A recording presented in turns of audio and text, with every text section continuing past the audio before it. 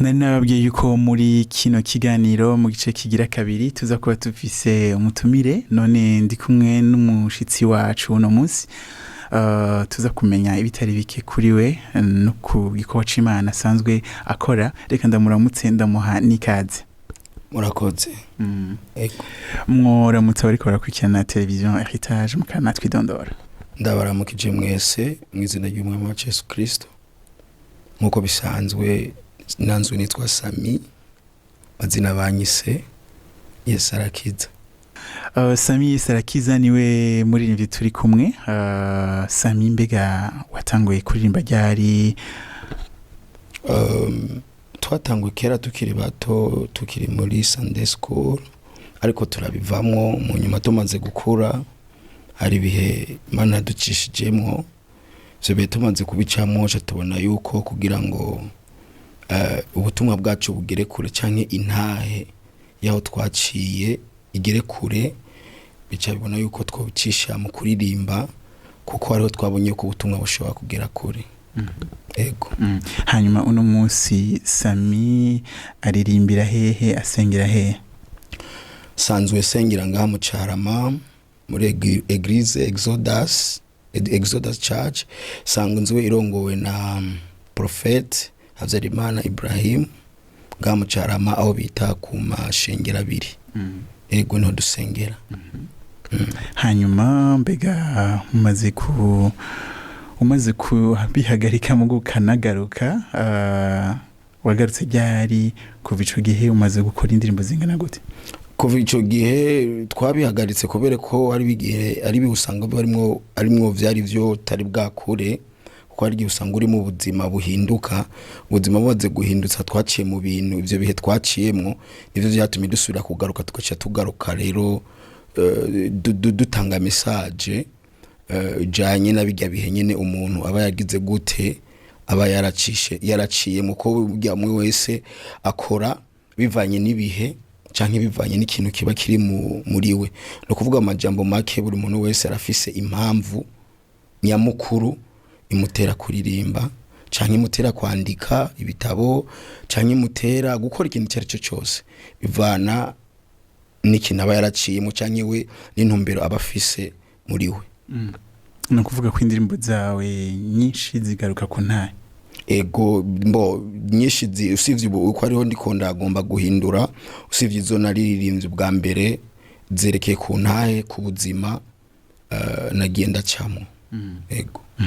Mbega watubwire indirimbo wasohoye? Ego, indirimbo nasohoye hari indirimbo nise kwa wakati wake, no kuvuga ngo Imana ikora ku mwanya wayo, iri kuri YouTube, cankurikiza n'iyindi nise ntiwandike hasi, nayo ne iri kuri YouTube. Nizo zibidishaka kuba zifise amasaname, ariko hari n'izindi ari ama audio tuko turagerageza kugira ngo turabe ko dushobora kuzikora ama clip kugira ngo abantu bashobore kuzibona, kuko ubu turi tugeze mu isi abantu bakunda ibintu bibona gusa, abona ivyo uri kuraririmba ndetse babone n'ama image. Hanyuma turirimbira akantu gatonya kuri kwa wakati wake. Kwa wakati wake. Mungu wetu ni mwema, kwetali tenda mema, akiahidi tenda kama alivyosema. Ni kwa wakati wake, ni kwa wakati wake.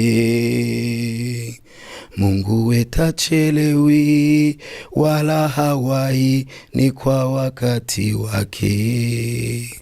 Iyo niyo kwa wakati wake. Aho uvuga iki mu ncamake? Mu ncamake no kuvuga ngo Imana yishura umuntu ku mwanya wayo. Cyo gituma navuze ati Imana yacu niceregwa kandi ninyaruka, ikora mu gihe cayo, kuko urashobora gukora amasengesho menshi uri mu kibazo ugasanga umwanya ukenereye bw'inyishu ntabwo ariho uziye.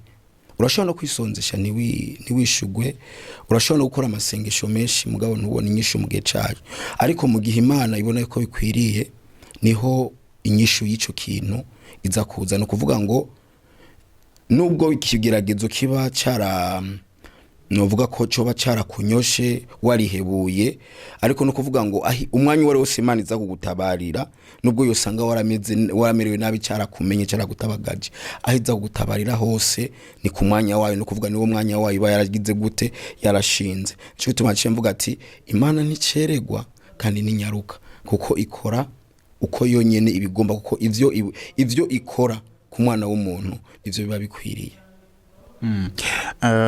Urakoze cyane, uvuze ikintu gihambaye. Nshaka kuca ndana kubaza, mbega muri ico gihe ibijanye no kwizera navyo bica bigenda gute? Okay, ukwizera ni igikorwa gikomeye cyane, kandi n'ikintu gisaba ko gikorwa n'umukristo aba amaze gukomera, kuko kwizera wizera ikintu kitariho, ukumva yuko umwanya n'umwanya gishobora kugira gute, gishobora kuba. Rero muri uwo mwanya urizera, hari ivyo twizera bigashika canke tukavyizera ntibishike muri ico gihe. Urashaka gusanga nk'ubu ndafise nk'ikintu nizeye Imana kwizonkorera mu myaka 10 sindishugwa, ariko nubu ico kintu nubu kiracari muri jewe, kandi nubu ndakizeye neza, nubwo nzomara imyaka 70 ndizera yuko yamaze kugisezerana nanje, ndizeye yuko izogira gute, izogikora. Iyo hatabara ukwizera hoho nta kuntu tuba dusenga, kuko tizeye Imana hoho ibigeragezo birakujya, ariko ushigiye mu kwizera naho kwizera kuraremesha, kwizera gutuma umutima wawe usubira kwegerana, ukumva yuko ejo canke hirya ejo canke n'ubunyene ukizera ati Imana mu mwanya irashobora kugira gute, irashobora kubikora. Niyo karanga muntu y'umukristo muri ubu buzima cyane muri ibi bihe turimo. Reka ndakubaze, mbega muri kazo ka hafi nibe bikorwa uri kurategura? Ibikorwa ndiko ndategura vuba, hari indirimbo ndiko ndakora, ko barayikora ama video nise ndamukunda, nayo mpamvu naje no ngaha kugira ngo maze kuba ndayikora audio iramaze kuba ishika deja kuri YouTube. Video yayo nayo irikirakogwa vuba cyane, ndamukunda. Ije ikurikira niyandike hasi izoba yamaze kubashikira. Rero basaba yuko mugerageza ariko baradukurikira, bogerageza gukurikirana ibikorwa vyacu hariya kuri YouTube, haba no kuri Facebook. Wakoze cyane guca muri kino kiganiro Sammy. Ego mwakoze namwe no kumakanya, Imana yo mwijuru ibahezagire.